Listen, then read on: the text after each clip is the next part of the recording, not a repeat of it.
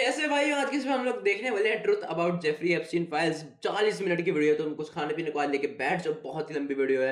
And मैं diet को करके बैठ चुका हूं। By the way let's begin this video and relax करते करते देखो भाई, मैं थोड़ा 1.25x पे देखने वाला हूं ताकि ज्यादा भी खिंच ना जाए वीडियो। चलो शुरू करते हैं। ओके।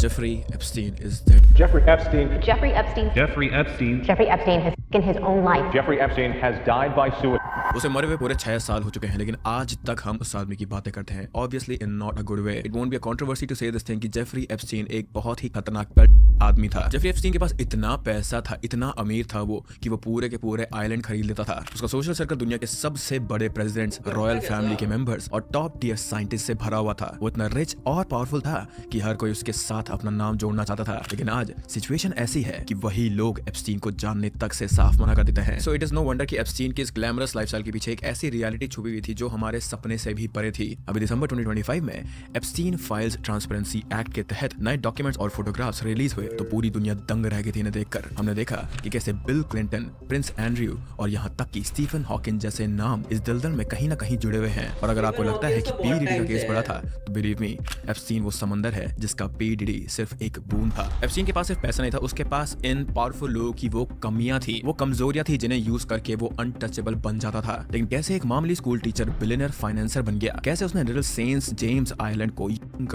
करने के लिए यूज किया, और सबसे बड़ा सवाल वो कौन से डार्क सीक्रेट्स हैं ये सामने मुंह पे लाइट पड़ रही है, मेरी आंखें चौंधी आ जाएंगी इसको देख देख के, मेरे आंखें फट जाएंगी जिन्हें पर अभी ठीक है, भी भाई, दबाने सही की बात है। कोशिश की जा रही है बाय द यूएस गवर्नमेंट। आज इस वीडियो में हम लोग रूमर्स को साइड में रख के उन फैक्ट्स के बारे में जानेंगे जो एप्स्टीन के इस ट्विस्टेड एम्पायर का पर्दाफाश करते हैं। हम लोग ये भी जानने की कोशिश करेंगे कि आखिर जेफरी एप्स्टीन ने जो कुछ भी करा वो कैसे, कहां और क्यों करा। So let's uncover the literal monster on earth, Jeffrey Epstein.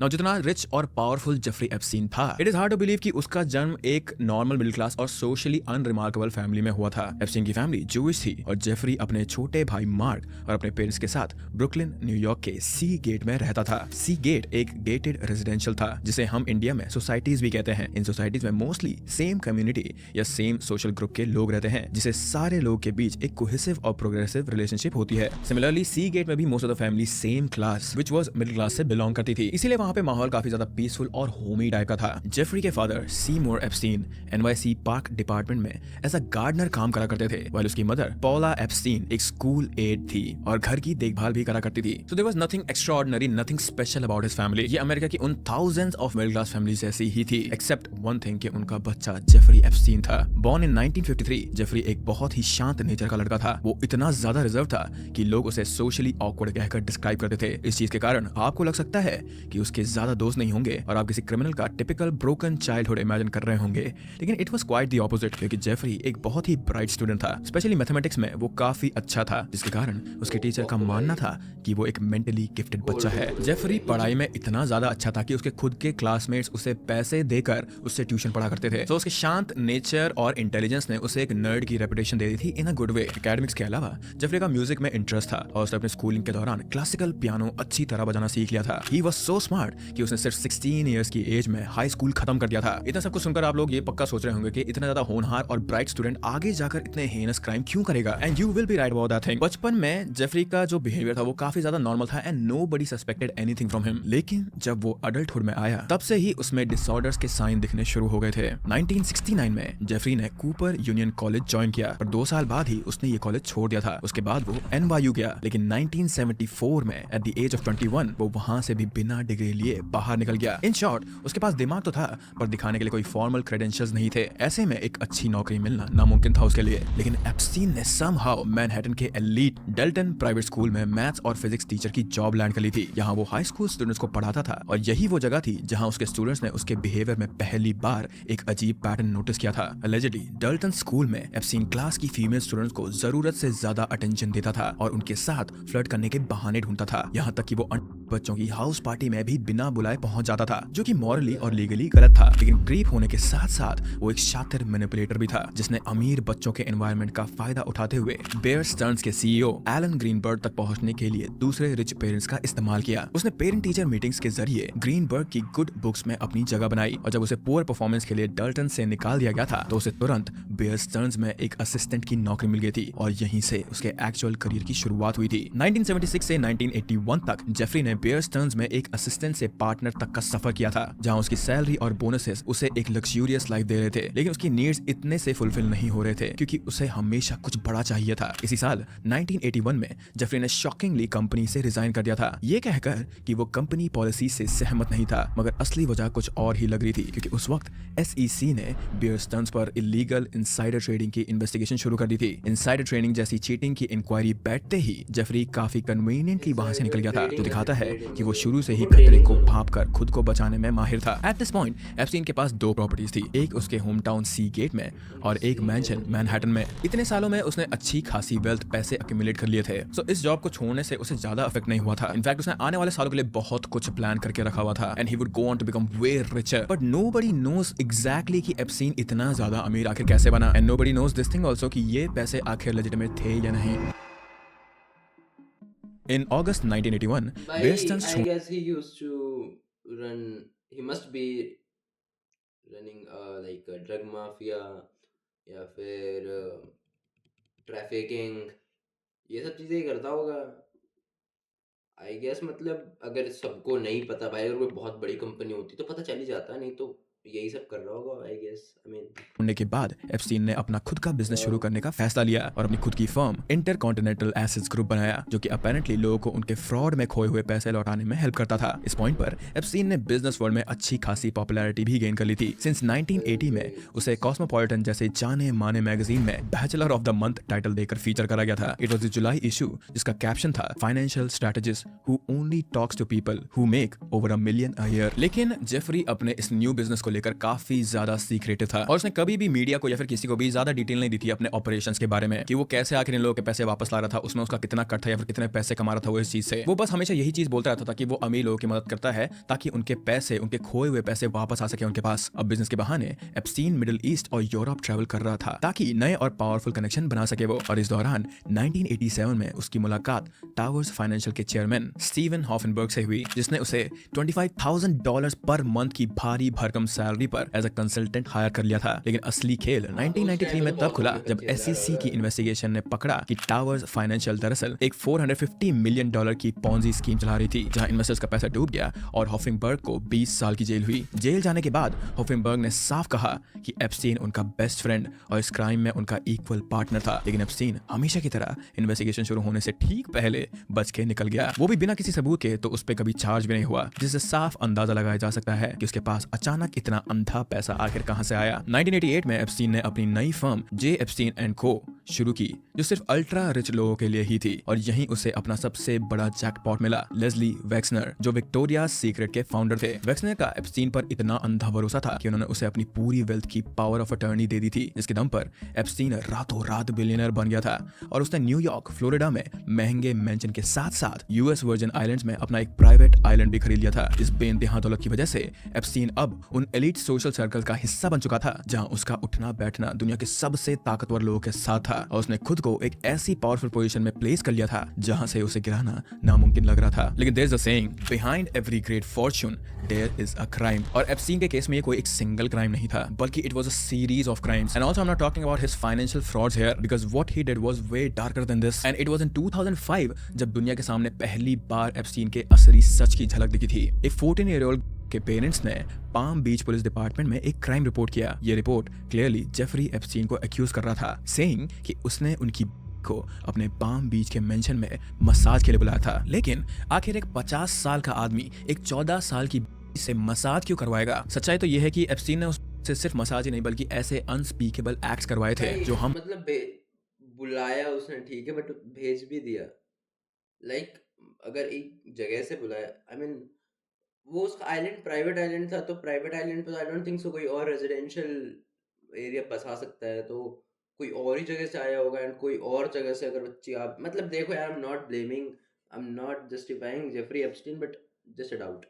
और आप सोच भी नहीं सकते हैं। अपने स्टेटमेंट में विक्टिम के पेरेंट्स ने बताया कि एप्स्टीन ने उस को कैश पेमेंट दिया था और उसे एनकरेज करा था कि वो अपने जैसी और लड़कियों को साथ लेकर आए। तो जैसे ही इस चीज की ऑफिशियली कंप्लेंट फाइल हुई थी, पुलिस ने तुरंत इस मैटर में इन्वेस्टिगेशन करना शुरू कर दिया था। लेकिन एप्स्टीन जैसे पावरफुल इंसान को पहली बात तो सिंपली अरेस्ट करना और दूसरी बात सीधा कस्टडी में ले लेना इतना ज्यादा आसान नहीं होता है और पुलिस को कुछ सॉलिड एविडेंसेस चाहिए थे जिसके बिहाफ पर वो एप्स्टीन को अरेस्ट कर सके। Over the next few months police ने काफी ज्यादा एक्सटेंसिवली एप्स्टीन को इन्वेस्टिगेट किया और उन्हें जो मिला उस पर भरोसा करना मुश्किल था, क्योंकि पाम बीच और उसके नेबरिंग एरिया से डजन्स ऑफ अंडर गर्ल्स सामने आई जिनके स्टेटमेंट्स फर्स्ट विक्टिम के स्टेटमेंट से हूबहू मैच कर रहे थे। उन्हें भी एप्स्टीन ने मसाज के लिए अपने मेंशन बुलाया था, उन्हें भी कैश में पे किया गया था ताकि ये ट्रांजैक्शन ट्रैक ना हो पाए और उनके साथ भी वैसी ही घिनौनी की गई थी। अब पुलिस को समझ में आ गया था कि ये कोई वन ऑफ इंसिडेंट नहीं था, बल्कि this was an organised pattern जहां अंडर गर्ल्स को प्रोबेबली काफी समय से ट्रैप किया जा रहा था by none other than Jeffrey Epstein. लेकिन इवन दो पुलिस के पास इतने सारे विटनेसेस थे, Epstein was just to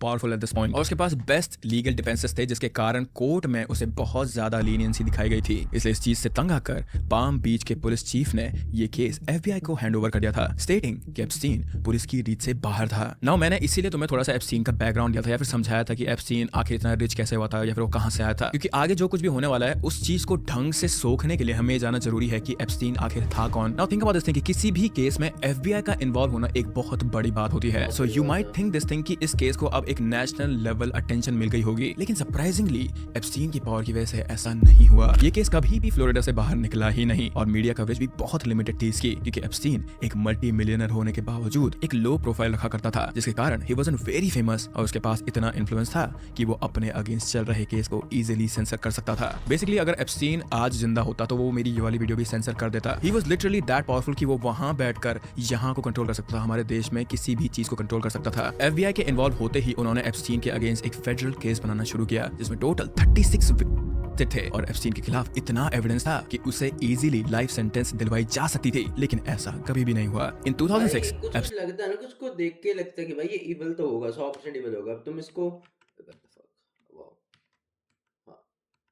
Epstein को फाइनली अरेस्ट तो किया गया था इस केस के लिए, लेकिन नॉट बाय एफबीआई बल्कि बाय फ्लोरिडा पुलिस। रुक जा मेरा, हाँ यस, तुम इसको देख के कह ही नहीं सकते भाई ये सोबर अच्छा इंसान होगा, कह ही नहीं सकते। मेरे को तो बता दो भाई, देख के इसको कह दोगे आप लोग कि ये बहुत अच्छा खासा इंसान हो भाई, देख के ही लगता है कि इसने कुछ ना कुछ तो उल्टा सीधा उसे इजीली लाइफ सेंटेंस दिलवाई जा सकती थी, लेकिन ऐसा कभी भी नहीं हुआ। इन 2006 एप्स्टीन को फाइनली अरेस्ट तो किया गया था इस केस के लिए, लेकिन नॉट बाय एफबीआई बल्कि by Florida police. Now you might think this thing कि फर्क क्या पड़ता है, अरेस्ट तो हो गया था वो, लेकिन यहाँ पे डिफरेंस आता है यूएस में हर स्टेट के लॉज के बारे में। तो एप्स्टीन को सेंट्रल गवर्नमेंट लॉज की जगह फ्लोरिडा स्टेट के लॉज के अंडर ट्रीट किया जा रहा था, इसीलिए उसे बहुत इजीली बेल भी मिल गई थी। इसी बीच फेडरल अथॉरिटीज एक ऑन गोइंग इंक्वायरी कर रहे थे और चार्जेस में वल्नरेबल लोगों का सिवियर मिसट्रीटमेंट और ऑर्गेनाइज कंक्लूजन शामिल था। और अगर ये चार्जेस कंफर्म हो जाते उस टाइम पे तो एप्स्टीन को एटलीस्ट लाइफ इम्प्रिजनमेंट होना पक्का था। बट अगेन सब लोग मेरे साथ बोलो, ये चार्जेस कभी फाइल हुए ही नहीं, क्योंकि एप्स्टीन की लीगल टीम ने इस केस में इंटरवीन करा था जिसमें एलीट अटर्नी एलेक्स कोस्टा काम कर रहे थे और इस टीम को लीड कर रहे थे। They managed to crack a deal with the FBI. According to this deal Epstein और उसके 4 एसोसिएट्स के अगेंस्ट लगे सारे सीरियस फेडरल चार्जेस ड्रॉप कर दिए जाते और उसे सिर्फ लिमिटेड स्टेट चार्जेस पे गिल्टी प्लीड करना था, जिससे उसकी सजा बेसिकली लाइफ इम्प्रिजनमेंट से घट के कुछ सालों की ही रह जाती। So according to this deal एक नॉन प्रोसिक्यूशन एग्रीमेंट बनाया गया जिसके बारे में विक्टिम्स और उनकी फैमिलीज को कभी भी इन्फॉर्म नहीं किया गया था। इस एग्रीमेंट में एप्स्टीन और उसके साथ अक्यूज 4 लोगों को सारे फेडरल चार्जेस से इम्यूनिटी मिल गई थी और एप्स्टीन को सिर्फ स्टेट चार्ज पर गिल्टी प्ली करना था, जिसके लिए उसे 18 महीने की जेल होती। लेकिन यहाँ पर भी एप्स्टीन ने 18 की जगह सिर्फ 13 महीने की जेल टाइम सर्व करा था और उसमें भी उसे हफ्ते के 6 दिन रोज 12 घंटे वर्क लीव मिलता था, जिसमें वो कहीं भी जा सकता था। उसका जेल सेल भी बिल्कुल टिपिकल नहीं था बाय द वे, बल्कि उसे एक लग्जूरियस स्पेस दिया गया था जिसे रेयरली लॉक किया जाता था। उसे काम करने के लिए खुद का ऑफिस भी मिला था और उसके अराउंड बॉडीगार्ड्स भी रहा करते थे जेल के अंदर। तो ये कोई सजा नहीं मिली थी उसे, वो बेसिकली वेकेशन पे गया था बस। सो प्रोसिक्यूशन पे भी नहीं गया था, वो अपना रोज मरा की लाइफ जी रहा था, बस उसका घर चेंज हो गया था, इतना सही था बस। एफबीआई और पुलिस इन सबको पता था कि एप्स्टीन यंग के साथ आखिर क्या कर रहा है, but they still could not do anything to him. तो अब तुम लोग ये चीज सोचो कि लॉ अगर उसके सामने इतनी ज्यादा हेल्पलेस थी तो उन विक्टिम्स को कैसा फील होता होगा जो उसके अगेंस्ट केस लड़ रहे थे। और इन सारी चीजों के लिए एप्स्टीन को सिर्फ खुद को एज अ ऑफेंडर रजिस्टर करना था और जेल से बाहर निकलने के 1 साल बाद तक उसे बस कड़ी निगरानी में रहना था। पर ये इतनी सिंपल सी चीज भी अच्छे से इन्फोर्स नहीं करी गई थी क्योंकि अगेन वो जेफरी एप्स्टीन था। एप्स्टीन को दी गई इस डील को बाद में कोर्ट ने काफी क्रिटिसाइज किया और इसे direct violation of crime victims right बताया गया था और आज की डेट में इसे अमेरिकन हिस्ट्री के one of the biggest institutional failures में गिना जाता है क्योंकि इस डील के बारे में किसी भी विक्टिम की फैमिली को इन्फॉर्म ही नहीं करा गया था और उन्हें जस्टिस के नाम पे कुछ भी नहीं मिला इस केस से। Obviously. अभी तक हम लोग इतना तो समझ चुके हैं कि जेफरी कंट्रीज चेंज होती हैं, लॉज चेंज होते हैं, किसी में कुछ लॉज ज्यादा हो जाते हैं, किसी में कम हो जाते हैं, बट फ्लॉज तो फ्लॉज रहते ही हैं। चाहे कोई सा ही देश हो, कुछ ना कुछ तो उल्टा सीधा रहता ही है वहाँ पे। Not a big thing. के लिए ये कोई वन ऑफ थिंग नहीं था बल्कि उसने एक पूरा का पूरा नेटवर्क बना रखा था जिसमें वो कॉन्स्टेंटली लड़कियों को करता था और उनके साथ वो इन एक्ट्स में इंडल्ज हुआ करता था। So this was not random, this was a completely organised crime. So one has to think कि जेफरी एप्स्टीन आखिर ये सब कुछ अकेले कैसे कर रहा था and it is a valid question क्योंकि इतना बड़ा चीज एक आदमी चाहे कितना भी पावरफुल क्यों ना हो अकेले नहीं कर सकता है। तो इसका आंसर यही है कि नहीं, वो ये चीज अकेले नहीं कर रहा था, उसके साथ काफी सारे लोग थे बिहाइंड द सीन्स। लेकिन इन सारे नामों में से एक नाम बहुत ज्यादा प्रोमिनेंट है और वो है एप्स्टीन की फॉर्मल एक्स गर्लफ्रेंड का गिस्लीन मैक्सवेल। अनलाइक जेफरी एप्स्टीन, गिस्लीन का जन्म एक बहुत ही वेल्दी और सोशली एलीट फैमिली में हुआ था। ओरिजिनली वो फ्रांस से ही थी लेकिन अपना ज्यादातर समय उसने ऑक्सफोर्ड में बिताया था और इसी चीज के कारण उसके पास फ्रांस और यूके दोनों की सिटीजनशिप थी। Now growing into a privileged wealthy family, Ghislaine को बेस्ट एजुकेशन और बेस्ट लाइफस्टाइल मिली गई थी। वो शुरू से ही यूके के एलीट ग्रुप्स का हिस्सा थी which meant that she had very good connections all over the world. So it is safe to say and it is safe to assume also कि गिस्लीन को कभी भी लाइफ में किसी चीज के लिए ना तो स्ट्रगल करना पड़ा था और उसने कहीं ना कहीं अपनी पूरी की पूरी लाइफ मजे में ही बिताई थी। सो उसकी लाइफ काफी ज्यादा स्मूथ सेलिंग चल रही थी अंटिल वन डे जब उसकी लाइफ में एक ऐसा इवेंट हुआ जिसने उसकी पूरी लाइफ को उल्टा कर दिया। 1991 में गिस्लीन के फादर रॉबर्ट की मिस्टीरियस सर्कमस्टेंसेस में डेथ हो गई and shortly after his death ये खबर बाहर आई कि रॉबर्ट मैक्सवेल ने लगभग 426 मिलियन पाउंड्स का फ्रॉड कमिट किया था जिसने 32,000 से भी ज्यादा लोगों को अफेक्ट किया। ये फ्रॉड गिस्लीन के फादर के one of the many companies mirror group newspaper से रिलेटेड था जिसमें गिस्लीन के 2 भाई आयन मैक्सवेल और केविन मैक्सवेल भी इन्वॉल्व थे। इसलिए ये खबर बाहर आते ही उन दोनों को अरेस्ट कर लिया गया था और गिस्लीन अब इंग्लैंड छोड़कर यूएस के न्यूयॉर्क में मूव कर गई। नाउ अब अपने फादर के इस फ्रॉड के कारण और उनकी मौत के कारण भी गिस्लीन के जो सोशल नेटवर्क से जिनके बारे में हमने अभी बात करी थी उस पर काफी ज्यादा असर पड़ा था। बेसिकली उसके साथ हुआ ये कि उसके पापा ने कुछ करा, उसके दोस्तों को पता चल गया, उसके दोस्तों ने उसकी बेइज्जती करी फिर। And it was probably the first time जब उसको जिंदगी में पहली बारी किसी डिफिकल्टी को फेस करना पड़ा था। लेकिन जब वो इन सब चीजों के थ्रू जा रही थी तब उसे मिला जेफरी एप्स्टीन। अगर यही गिस्लीन कुछ सालों पहले न्यूयॉर्क आई होती तो एप्स्टीन उसके सर्कल के आसपास भी नहीं होता। लेकिन एप्स्टीन ने इतने पैसे कमा लिए थे और इतना इन्फ्लेमेशन बढ़ गया था वो कि वो सिर्फ गिस्लीन के एलिट सोशल क्लब का पार्ट ही नहीं था बल्कि उससे कहीं ज्यादा वेल्दी भी बन चुका था। इन दोनों का रिलेशनशिप बहुत ही जल्दी रोमांटिक हो गया था एंड अकॉर्डिंग टू रिपोर्ट्स ये दोनों 1997 तक एक दूसरे के साथ इंटीमेट रिलेशनशिप में भी थे। Guys do let me know in the comment section down below कि तुम में से कितने लोग 1997 में पैदा हुए थे। जिस साल तुम लोग पैदा हुए थे उस साल एक फ्रॉडस्टर, एक इतना बड़ा क्रिमिनल अपनी प्रेमिका के साथ प्रेम बना रहा था। So coming back to Jeffrey Epstein, Ghislaine को कहीं ना कहीं जेफरी में ये क्वेश्चन और इसका क्या क्यों पूछा भाई? मेरे को लगा पूछे कि 1997 में आप लोग कौन-कौन पैदा हुए थे? आपको पता है कि उस टाइम पे जेन ज़ी शुरू हुई थी? ये कैसा क्वेश्चन था? अपने डेड फादर की झलक दिखती थी and she was completely dependent on him for everything. And Epstein भी इतना ज्यादा अमीर हो चुका था इस पॉइंट पे कि उसे गिस्लीन को प्रोवाइड करने में बिल्कुल भी संकोच नहीं होता था, बिल्कुल भी प्रॉब्लम नहीं होती थी। लेकिन इन दोनों का relationship was much darker then it looked क्योंकि एप्स्टीन के लिए गिस्लीन सिर्फ एक गर्लफ्रेंड नहीं थी बल्कि she was his partner in crime. लेकिन ये लाइन सुनते ही आपके दिमाग में क्वेश्चन आया होगा कि बीइंग अ लेडी हरसेल्फ आखिर गिस्लीन एप्स्टीन के इतने घिनौने कामों में उसकी मदद क्यों कर रही थी? That is just how messed up that relationship was, that is just how messed up that situation was. Ghislaine उसके इस ट्रैफिक बिजनेस की काइंड ऑफ एचआर थी क्योंकि वो अंडर गर्ल्स को रिक्रूट करने, उन्हें ग्रूम करने और मैनिपुलेट करने के लिए रिस्पांसिबल थी। शी वाज द वन जो अपने कनेक्शंस का इस्तेमाल करके एप्स्टीन के लिए दुनिया भर से लड़कियां लाया करती थी। And aside from this Ghislaine Epstein के पर्सनल असिस्टेंट भी थी and she was also responsible for introducing him to very powerful people like former United president Bill Clinton and British royal family के prince Andrew. It is estimated कि Epstein का business 1990s से Ghislaine के साथ शुरू हुआ था and it went on undisturbed until 2005। Now 2005 में अगेन वो अरेस्ट तो हुआ था लेकिन अरेस्ट से छूटने के बाद, सो बेसिकली रिलीज होने के बाद उसने ये सब कुछ कंटिन्यू करा या नहीं करा ये सब तो स्पेकुलेशन पे है। लेकिन one very important point here is कि 2008 तक भी पब्लिक और लॉ एनफोर्समेंट को एप्स्टीन के इस ट्रैफिक बिजनेस के स्केल के बारे में जरा सा भी अंदाजा नहीं था। It was only after his arrest in 2019 and after the release of Epstein files जब लोगों को उसके ट्रू एक्सटेंट और एप्स्टीन आइलैंड्स के हॉरर के बारे में पता चला। ऑल्दो पहली फॉर्मल प्रोसीडिंग्स उस इंडिविजुअल के अगेंस्ट 2005 में हुई थी। 1996 में एक अफेक्टेड पार्टी ने उस इंडिविजुअल के अगेंस्ट सीरियस फिजिकल मिसकंडक्ट के लिए न्यूयॉर्क अथॉरिटीज में एक रिपोर्ट फाइल की थी।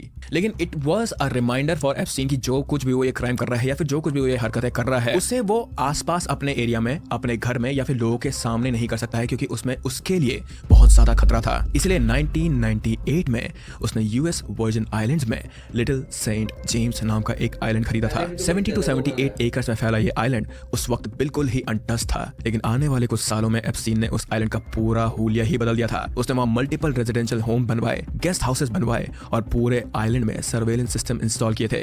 ये आइलैंड पूरी तरह से आइसोलेटेड था and thanks to Epstein security यहाँ पर उसके परमिशन के बिना कोई आ जा भी नहीं सकता था। So this place was just the perfect place for Epstein to commit his crimes, क्योंकि यहाँ पर उसे किसी भी विटनेस, किसी भी लॉ एनफोर्समेंट की चिंता ही नहीं थी and he could do whatever he wanted. लेकिन एप्स्टीन के जो विक्टिम थे उनका इस आइलैंड तक पहुंचना या तो न्यूयॉर्क से या फिर किसी भी जगह से इतना ज्यादा स्ट्रेट फॉरवर्ड नहीं था। तो ये individual island holder multiple states के अलग अलग प्रॉपर्टीज पर अफेक्टेड इंडिविजुअल्स को वेलनेस सर्विस या जॉब अपॉर्चुनिटीज के फॉल्स प्रीटेंसेस में बुलाता था और फिर इन यंग इंडिविजुअल्स को थेरेपी के गाइज में अनवांटेड फिजिकल सेंसिटिविटीज पर अफेक्टेड इंडिविजुअल्स को wellness individual island holder multiple states के अलग अलग प्रॉपर्टीज पर अफेक्टेड इंडिविजुअल्स को वेलनेस सर्विस या जॉब अपॉर्चुनिटीज के फॉल्स प्रीटेंसेस में बुलाता था और फिर इन यंग इंडिविजुअल्स को थेरेपी के गाइज में अनवांटेड फिजिकल कांटेक्ट करता था और अलेजिडली उन्हें कॉम्प्रोमाइजिंग सिचुएशन में कोर्स भी किया जाता था इससे। I mean I am pretty sure कि तुम लोगों ने इस चीज की वीडियोस देखी होंगी जिसमें एप्स्टीन इधर उधर भाग रहे के साथ, एंड जो इन वीडियोस तो तुमने देखे उनमें जो घर डिस्क्राइब करे गए हैं दोज वर हिज अपार्टमेंट या फिर हिज रेजिडेंसेस। जो आइलैंड में उसने कमरे बनाए थे वो तो कोई डिस्क्राइब ही नहीं कर पाता था क्योंकि उन्हें बनाया ही इसी तरीके से गया था। लेकिन अगेन कमिंग बैक, जो भी थी उन्हें इस काम के लिए $100s पर सेशन दिए जाते थे और उन लड़कियों को ये इंसेंटिव दिया जाता था या फिर उन्हें इस चीज के लिए एनकरेज करा जाता था कि अगर तुम और लड़कियों को लाओगे यहाँ मसाज के लिए तो हम तुम्हें और पैसे देंगे। This created a very sustainable system जिसमें कॉन्स्टेंटली नए विक्टिम्स आते जा रहे थे, not from just the US बल्कि इंटरनेशनली भी, क्योंकि एप्स्टीन और गिज़लीन के इतने सारे कनेक्शंस थे। देन इन सारे विक्टिम में से स्पेसिफिक को चुना जाता था और उन्हें एप्स्टीन के प्राइवेट जेट या याट के थ्रू उसके प्राइवेट आइलैंड में ले जाया जाता था। लेकिन इस आइलैंड में जो इन लड़कियों के साथ होता था वो चीज हम और आप कभी सोच भी नहीं सकते हैं। उन्हें किसी ह्यूमन बीइंग की तरह नहीं बल्कि जानवरों की तरह ट्रीट किया जाता था जिनका सिर्फ एक काम होता था एप्स्टीन और उसके आए हुए गेस्ट को प्लीज करना। उन्हें उनकी मर्जी के खिलाफ काम कराया जाता था। अगर वो मानते नहीं तो उन्हें कॉन्सिक्वेंसेस भुगतने पड़ते थे और उन्हें अक्सर सब्सटेंस के इन्फ्लुएंस में रखा जाता था ताकि मैंने तो सुना है भाई कि लाइक सुना क्या है लाइक कुछ रेडिट पे पोस्ट पड़ी थी एंड कुछ इंस्टा पोस्ट वगैरह पड़ी थी कि लाइक जब भी हो जाता सब कुछ इनका सबका एंजॉयमेंट हो जाता था तो they used to eat that particular victim. Control बना रहे उनके ऊपर। नाउ यहाँ पर एक और क्वेश्चन आता है कि इतना सब कुछ करने का आखिर पॉइंट क्या था? And this is the scary point in this case about Jeffrey Epstein, to be honest, क्योंकि there was literally no profit in this. Jeffrey Epstein एक ऐसा आदमी था जो कि जेल से निकलने के डायरेक्ट दूसरे दिन एक पार्टी में गया था। उसने अपनी खुद की पार्टी रखी थी। उस पार्टी में बहुत सारे इन्फ्लुएंशियल लोग थे, यहाँ तक कि डोनाल्ड ट्रंप भी था उस पार्टी में। तो there was no profit in this thing. वो बस ये सारी की सारी चीजें अपने लिए करता था, अपनी फेटिश पूरी करने के लिए करता था और उसके पास अनलिमिटेड रिसोर्सेज थी जिसकी मदद से वो ये सब कुछ कर भी सकता था और दूसरे लोगों के लिए करवा भी सकता था। लेकिन इस आइलैंड को विजिट करने वाले सिर्फ जेफरी एप्स्टीन या गिज़लीन नहीं थे, बल्कि यहाँ पर फ्रीक्वेंटली एप्स्टीन और गिज़लीन के फ्रेंड्स इन अल्ट्रा रिच लोगों को इनवाइट किया जाता था और पार्टीज थ्रू की जाती थी जिसमें इन कैप्चर्ड को खिलौनों की तरह यूज किया जाता था। टू से कि he was a Here is a massive understatement, guys. Epstein files में रिलीज वीडियो में हम क्लियरली देख सकते हैं कि he's chasing and playing with underage girls, जो कि by the way काफी questionably dressed हैं। In one of these clips, Epstein literally अपने इन घिनौने हरकत अंडरएज भाई, अंडरएज से बहुत मतलब एज है 18 से ही सारे अंडरएज ही है भाई, बट उसमें जो वीडियोस जो देखी हैं भाई उसमें तो 10-10 साल से कम के ओ माय तो कोई ये कहकर डिफेंड कर रहा था कि अगर ये सब करके कमाए जाने वाले पैसे अच्छे कॉज में जा रहे हैं then there is nothing wrong in it. Then in files में फेमस पर्सनालिटीज जैसे स्टीफन हॉकिंग की फोटो भी है फ्रॉम 2006 जब उन्होंने एक साइंस कॉन्फ्रेंस के लिए एप्स्टीन आइलैंड विजिट किया था। इट इज सेड कि हॉकिंग्स भी एप्स्टीन के इन खिलौने पार्टीज और अंडर के साथ हुए एक्टिविटीज में इन्वॉल्व थे, लेकिन there is no evidence to prove this thing again. But the same can not be said for Bill Gates, क्योंकि रिलीज्ड फाइल में देयर आर फोटोज जो सजेस्ट करती हैं कि बिल गेट्स ने एप्स्टीन के पार्टीज अटेंड की थी and he did spend time with young women और there, but Bill Gates इन claim को deny करते आए हैं आज तक, Obviously and he भाई। says कि उन्होंने सिर्फ डिनर पार्टीज अटेंड की थी। मैंने एक्चुअली एक बच्चे के साथ सिस्टम बैठाया है, तो ये लीक हो चुकी है बात। मैं तो मीडिया पे बोल दूंगा जाके कि मैंने तो किया ही नहीं कुछ। मरते रहो। पागल। कभी भी किसी एक्टिविटी में उन्होंने पार्ट नहीं लिया था और ना ही कभी आइलैंड को उन्होंने विजिट किया था। बाय द वे गाइस, मैं तुम लोगों को सिर्फ एक वार्निंग देना चाहता हूँ यहाँ पे कि अगर तुम जेफरी या फिर एप्स्टीन आइलैंड के बारे में कोई भी वीडियो या फिर फोटोज देखते हो ऑनलाइन, तो उन सारी की सारी वीडियोस या फिर फोटोज पे बिलीव मत करना, क्योंकि एआई का यूज करके बहुत सारी ऐसी फोटोज बनाई जा रही हैं which are actually not real. But again coming back, so अब इस आइलैंड का नाम ही एप्स्टीन आइलैंड पड़ गया था और इस आइलैंड को विजिट करने वाली जो लिस्ट थी उसमें कहीं जाने माने लोग थे। सो पहले जैसे मैंने बता ही दिया था तुम्हें कि ब्रिटिश रॉयल फैमिली के प्रिंस एंड्रयू, जो कि एप्स्टीन और गिस्लीन के काफी अच्छे दोस्त भी थे, वो इस आइलैंड को मल्टीपल टाइम विजिट कर चुके थे। और इसके अलावा British super model Naomi Campbell, Epstein के billionaire client Leslie Wexner, Stephen Hawking, ढेर सारे सेलिब्रिटीज और यहाँ तक कि यूएस पिक्चर भाई। प्रेसिडेंट डोनाल्ड जे ट्रंप और फॉर्मर प्रेसिडेंट बिल क्लिंटन का नाम भी है। लेकिन यहाँ पर कुछ क्लैरिफिकेशन बताना जरूरी है। नाउ जस्ट बिकॉज इन सारे के सारे लोगों का नाम इस आइलैंड के विजिटर लिस्ट में है, it does prove this thing कि ये लोग कभी ना कभी इस आइलैंड पे गए थे, लेकिन it does not prove this thing कि ये लोग भी इन एक्टिविटीज में इन्वॉल्व थे या फिर इन लोगों ने भी। ऑब्वियसली भाई ये तो बोलना ही पड़ेगा कि इन्वॉल्वमेंट नहीं थी, ताकि इस पे आगे फ्यूचर में कुछ ना हो जाए। ऑब्वियस बात है, ठीक है भाई, सही बात है। क्योंकि साथ या फिर के साथ भी कुछ इलीगल चीजें करी थी, इसीलिए इनमें से कोई भी नाम लीगली कन्विक्टेड नहीं है एंड देयरफॉर इनके क्राइम इन्वॉल्वमेंट एक स्पेकुलेशन बन के रह गए हैं।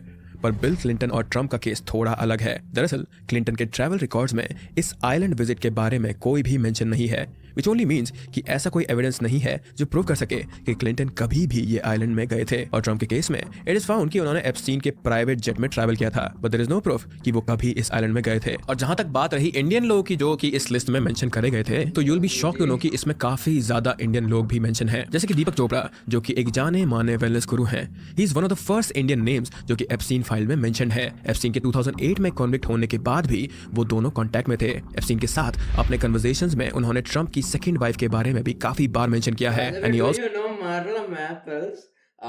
जेफरी भाई यार, आप अच्छे तो थोड़े अच्छे खासे इंसान लगते हो मेरे को आप। बेटे मैं कह रहा था ये सब आपका चलता रहेगा। आपको ट्रम्प की बीवी के बारे में पता है? एप्स्टीन भाई हैं जेफरी भाई, आपको ट्रम्प जी की सेकंड बीवी के बारे में पता है क्या? क्या क्या सीन है?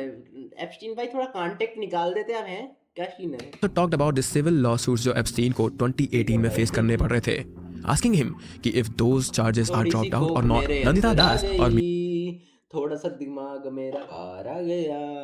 मीरा नायर, जो कि एक्टर्स एंड फिल्म मेकर्स हैं, उनके नाम भी इन फाइल्स में मेंशन्ड है। उनके और एप्स्टीन के बीच एक्सचेंज किए गए कोई मैसेजेस तो नहीं है फाइल्स में, बट अलेजिडली एप्स्टीन ने एक इवेंट अटेंड किया था जिसकी होस्ट मीरा नायर थी, सजेस्टिंग कि they were on good terms with each other maybe, और उनके बीच मिलना जुलना रहा होगा again maybe. As for Nandita, Epstein एक इवेंट में इनवाइटेड थे जिसमें वो स्पीकर थी, but I don't think it tells us anything criminating about their relationship. Now one of the bigger Indian names जो कि इस फाइल्स में मेंशन है वो है अनुराग कश्यप का, जिसको आई एम प्रीटी श्योर तुम सभी लोग जानते होंगे। He is very well known for his movies and in his case कोई डायरेक्ट कनेक्शन या लिंक नहीं है उनके और एप्स्टीन के बीच में, बट एक मेल थ्रेड में उन्हें एज फेमस बॉलीवुड डायरेक्टर कहकर रेफर किया गया था। And that's everything about Anurag Kashyap. लेकिन थिंग्स गेट सीरियस जब अनिल अंबानी और हमारे पीएम नरेंद्र मोदी तक के नाम इन फाइल्स में मिले थे। इन 2019 एप्स्टीन अरेस्ट होने से पहले अनिल अंबानी और एप्स्टीन के बीच ढेर सारे मैसेज एक्सचेंज किए गए थे, जिसमें उन्होंने मई में मिलने के प्लान्स बनाए थे। ऑल्सो अंबानी के एप्स्टीन के $720 मिलियन की फाइनेंशियल असिस्टेंस भी मांगी थी, जिसे एप्स्टीन ने डिनाई किया। लेकिन अनिल अंबानी तो बच्चे देखते रह गए, असली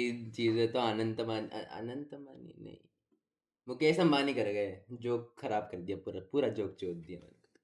It gave him a very shady advice कि वो अपने पैसों को शेल कंपनीज में डालकर खुद को बैंकरप्ट बता दे। Aside from this, जब बीजेपी इलेक्शंस जीती तब एप्स्टीन ने अनिल अंबानी को मोदीज मैन कहकर रेफर करा था एंड ही सजेस्टेड कि मोदी को स्टीव बैनन से मिलना चाहिए, जो कि अमेरिका के जाने माने पॉलिटिकल स्ट्रेटेजिस्ट थे। And Anil responded saying Modi on board. This gives us an idea कि अनिल अंबानी एंड पोटेंशियली नरेंद्र मोदी के एप्स्टीन के साथ कैसे रिश्ते थे and what happened behind the scenes. Obviously this does not prove anything, लेकिन it does make us question everything जो हम इन बड़े बड़े लोगों के बारे में जानते हैं या फिर सोचते हैं। जस्ट बिकॉज मैंने तुम्हें पहले भी कहा था कि अगर किसी का नाम भी एप्स्टीन फाइल में मेंशन है, that does not mean this thing कि उन्होंने कुछ Obviously, एक्ट में पार्ट लिया होगा या नहीं। ये सारे के सारे नाम बस इन फाइल्स में से निकाले जा रहे हैं जहां पे जेफरी एप्स्टीन की फोटोज, उसके मेल्स, उसके सेव्ड मेल्स भी देखे जा रहे हैं। तो there is no direct connection between his illegal activities to these people. पर क्योंकि इतने सारे नाम मेंशन है उसकी फाइल में, this does raise a question कि इतना बड़ा प्रेडेटर, मैनिपुलेटर और इतना ज्यादा शेडी इंसान था ये, लेकिन दूसरी ही तरफ वो इतने सारे इन्फ्लुएंशियल लोगों को जानता था। क्या दुनिया ऐसे ही काम करती है? क्या सिर्फ बुरे लोग ही आगे बढ़ सकते हैं? क्या अगर तुम्हें जिंदगी में टॉप 1% का पार्ट बनना है तो तुम्हें भी ऐसे ही कदम उठाने होंगे? But now the main question is कि इतना ज्यादा इन्फ्लुएंशियल होने के बाद भी और इतने सारे कनेक्शन होने के बावजूद भी जेफरी एप्स्टीन आखिर पकड़ा कैसे गया था? क्योंकि 2005 वाले केस के बाद ऐसा लग रहा था कि जेफरी एप्स्टीन को पकड़ना बिल्कुल नामुमकिन है, लेकिन बुरे काम का फल हमेशा बुरा ही होता है guys, and it was no different with Epstein. 2008 में जेल से निकलने के बाद भी कई विक्टिम के पेरेंट्स ने उस पर सिविल लॉ सूट्स फाइल किए थे, लेकिन एप्स्टीन ने सबको आउट ऑफ कोर्ट सेटल कर दिया था।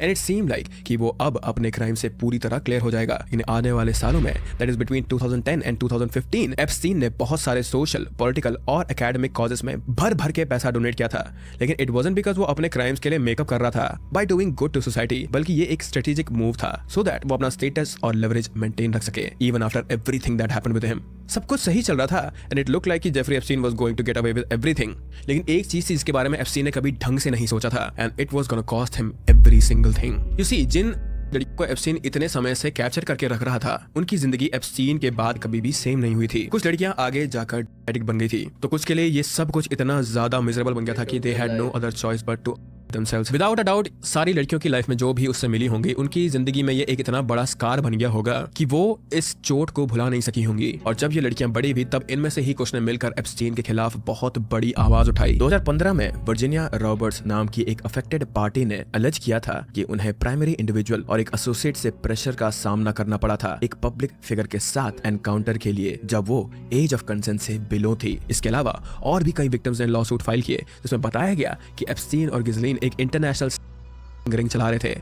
Again Epstein, Ghislaine and prince Andrew ने आउट ऑफ कोर्ट सेटलमेंट करी थी और इस मैटर को दबाना चाहा, लेकिन इस बार एक major news agency Miami Herald multiple reports के साथ आई, जो कि उसके जर्नलिस्ट जूली के ब्राउन ने कई सालों की मेहनत से बनाया था।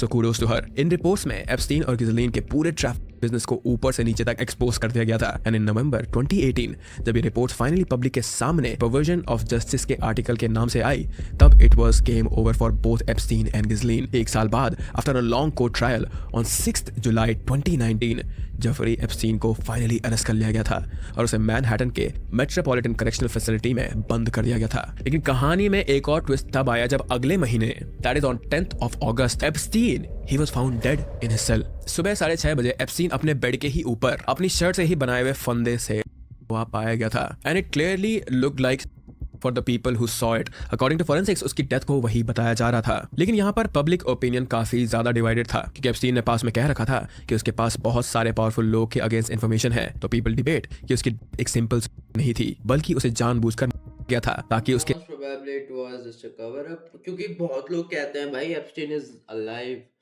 And might be just a cover up, and उसके बाद उसको कुछ उसका वो था, हम शक्ल था, हम शक्ल को अटका दिया, इसको बचा दिया, ये सब भी तो सुनने को मिलता ही है। स्टेटमेंट्स के कारण बाकी रिच और पावरफुल लोग ना फंसे, but we will never know this thing how he actually died. In fact 2016 में one of the Epstein victims ने ट्रम्प के अगेंस्ट भी एलिगेशंस लगाए थे, लेकिन ये कभी भी प्रूव नहीं हो पाए। It really makes me wonder कि जो भी हमें दिखता है क्या वो सच में सच होता भी है या नहीं, क्योंकि इवन दो इतने रिच और फेमस लोगों के नाम कभी भी ऑफिशियली प्रूव नहीं हो पाए थे, it still makes me question the integrity of these people. And I am pretty sure कि अगर तुम लोग इंटरनेट पे हो तो तुम लोगों ने एप्स्टीन की ये वाली फोटो पक्का देखी होगी, जिसको दिखा के दावा किया जा रहा है कि एप्स्टीन एक्चुअली मारा नहीं था, ये सब कुछ एक एप्स्टीन की ये वाली फोटो पक्का देखी होगी।